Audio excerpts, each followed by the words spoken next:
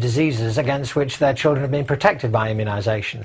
You know, it's a generation or two since people had much experience of measles and mumps and rubella on any significant scale. And so when somebody comes along and says, well, you know, this immunisation may cause some other problem, then they're most likely to be susceptible to that. Why do you think that sort of thing happens in our society today? I think that there's a climate of anxiety, but particularly focused on issues of health. Generally, people feel, I think, more isolated, more atomised, more individuated perhaps than they did before, and these anxieties and concerns often focus on their health.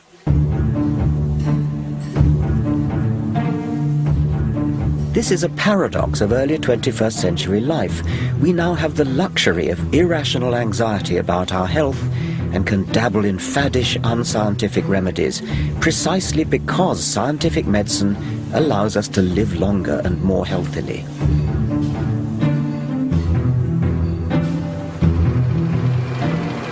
Our fears are fed by newspapers, which wildly exaggerate the risks of scientific medicine and meanwhile churn out acres of positive coverage of alternative therapies.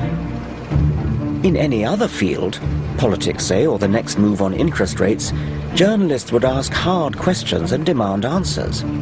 But alternative medicine has managed to lodge itself in the less rigorous lifestyle and celebrity pages, essentially free advertising.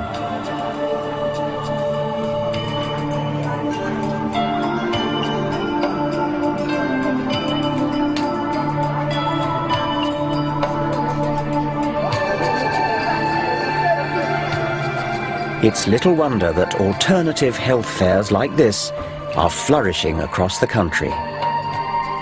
What's your line? What do you do? Magnetic therapy. What is psychic energy? What are these wands used for?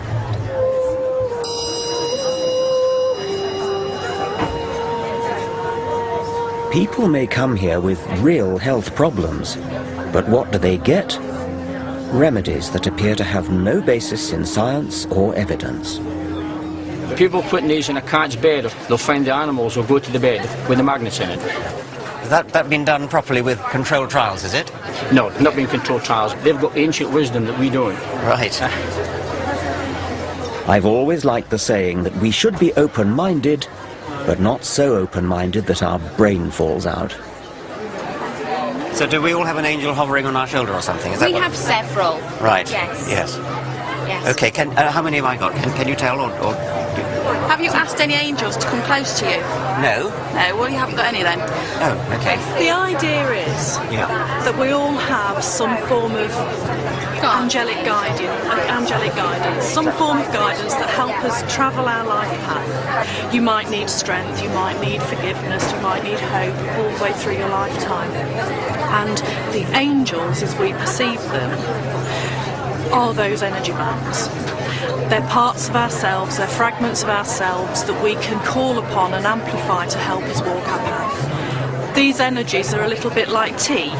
You can have herb teas, you can have decaf teas, you can have all sorts of different flavours and strengths and varieties of teas, but they're all... Remember, this is a multi-billion-pound industry.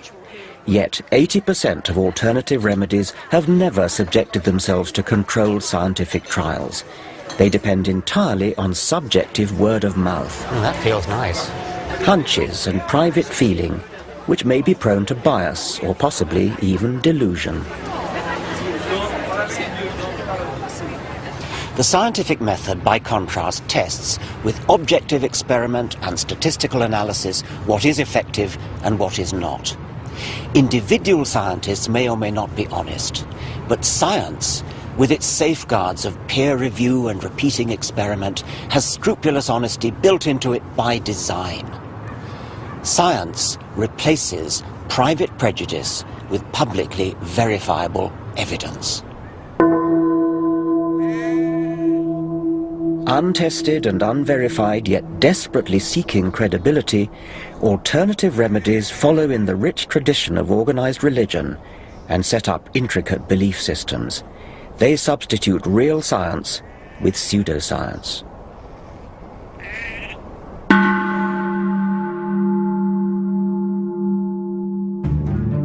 Face up or face down? You face up and you sit here. Now just guide your head so you don't bump. This matters because in the process they deny fact and misuse science. But isn't that pointing up? I'll just have to go there to check. In flaunting words like energy, vibration, vortex, they exploit and also distort some of science's great discoveries.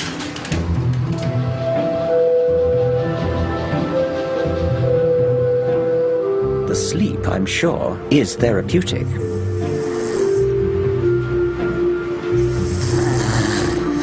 But how could these illuminated crystals be energizing my chakras as advertised?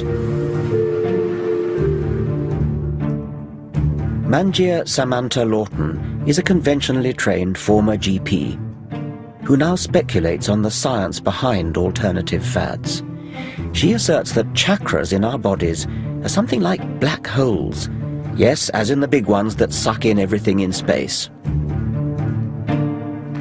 We used to think of black holes as the great guzzlers of the universe, that they actually started to suck in everything around it. What we're finding now is that black holes are in the centre of every single galaxy, and they occur in all sizes. So black holes have become into a creative principle. A creative principle? A creative principle. What does that mean? That we're realising that black holes have something to do with creating matter in the galaxy. And this is very, very new.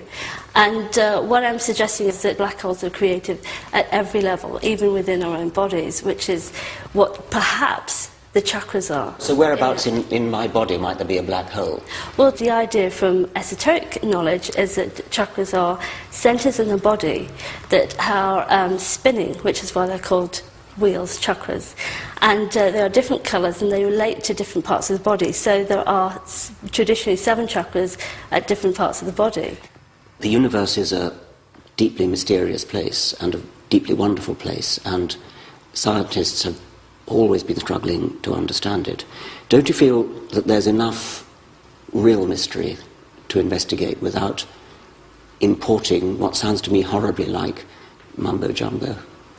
Yes, I can understand that you think it's mumbo-jumbo, but there's plenty of people who are now getting interested in these topics. They are part of our universe. Okay, well, and they're certainly part of the universe. They are part of the universe. Whether what they do has any value, I mean, that's up to you. Well, it's not really up to me. It's up to science, and it's up to evidence. It's up to science. What worries me is the beguiling misuse of scientific language to prop up entirely unscientific belief systems. In the Middle Ages, healers would conjure up evil spirits or magical spells. Now, in the 21st century, it seems they turn to black holes and, above all, quantum physics.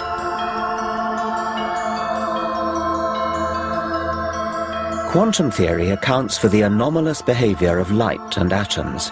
It's astonishingly accurate, but notoriously difficult to grasp. But Deepak Chopra, who once qualified as a doctor, has seized upon quantum jargon and applied it to healing. He claims disease can be caused and cured by a shift in consciousness. If you believe in a rock, you're automatically believing in God. Chopra has managed to become a one-man alternative health industry. He's worth up to $75,000 per lecture, and in this era of self-absorption, he claims Michael Jackson, Madonna, and Hillary Clinton as followers. If you feel genuinely attractive, you'll attract other people to you. The great American physicist Richard Feynman once said, "If you think you understand quantum theory, you don't understand quantum theory." Isn't Deepak Chopra just exploiting quantum jargon as plausible-sounding hocus-pocus? Quantum healing is a theory that a shift in consciousness creates a shift in biology. That's it. We try and get into every aspect of a patient's life, their relationships, their hopes, their dreams, and then we combine it with a ritual of deep meditation, massage, and really a lot of spiritual counseling, including the fear of death.